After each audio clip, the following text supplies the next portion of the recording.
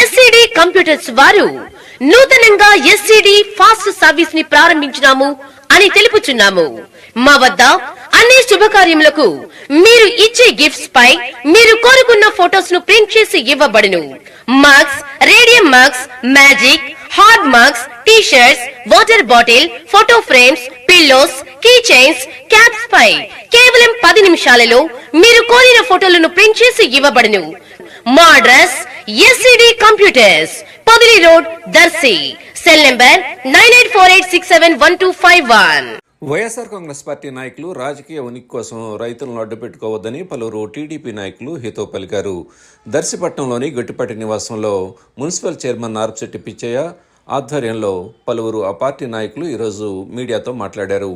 AMC chairman దారం నాగవేణి సుబ్బారావు, దర్శి మండల TDP అధ్యక్షులు మారెళ్ళ వెంకటేశ్వర్లు, టౌన్ అధ్యక్షులు పుల్లల చెరువు చిన్న, నీటి సంఘం డీసీ అధ్యక్షులు కామిరెడ్డి వెలుగొండారెడ్డి, తెలుగు యువత నాయకులు గుర్రం బాలకృష్ణ, కల్లూరి సుబ్బు, మాగం సుబ్బారావు తదితరులు ఈ సమావేశంలో పాల్గొన్నారు. లో గ్రేడ్, హై గ్రేడ్ కూడా పొగాకు అమ్మే విధంగా ఏర్పాటు చేసి నిన్న మాట్లాడి ఉన్నారు.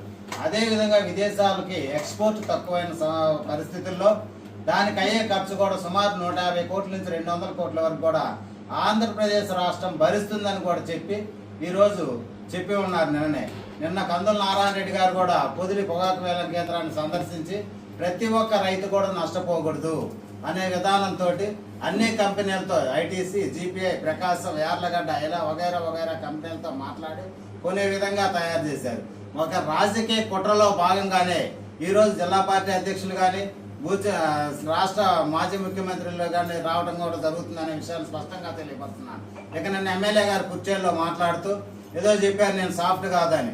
మేము అంటంలా మీరు సాఫ్ట్ కాదని మేము ఎప్పుడో చెప్పాము. ఎందుకంటే ఎన్నికల టైంలో అభ్యర్థుల మీద కూడా దాడి చేయించిన ఘనత మీది కాబట్టి మిమ్మల్ని సాఫ్ట్ అని మేము ఏ రోజు కూడా అనుకోలేదు. అలాగే మీరు అంటున్నారు దళిత పార్టీ, బీసీల పార్టీ అన్ని చేశామని. మీరు ఏం చేశారు? ఒక దళిత డాక్టర్ని హత్య చేయించి నడి బజార్లో కూడా చంపించిన ఘనత మీ వైఎస్ఆర్సీపీ ప్రభుత్వాన్ని. బీసీ చంద్రాయని నరికిన ఘనత మీ వైఎస్ఆర్సీపీ ప్రభుత్వాన్ని. మీరు దళితులది, బీసీలదని చెప్పే అర్హత కూడా మీకు లేదు. రెండోది, మీరు మన దర్శి కాన్స్టిట్యూషన్లో ఎన్ని బీసీలకు ఎన్ని పదవులు ఇచ్చారో చెప్పండి. మేము ఈ రోజు దర్శిలో 3 మండల పార్టీ పదవులు బీసీలకు ఇచ్చాము. మీరు ఎప్పుడైనా ఇచ్చారా? లేదా అభివృద్ధిలో ఏమన్నా చేశారా? మా కాడికి ఎక్కువ ప్రతి విషయాన్ని కూడా ఉద్యోగపూర్వకంగా రెచ్చగొట్టే ప్రయత్నాలు మీరు మానుకోవాలి.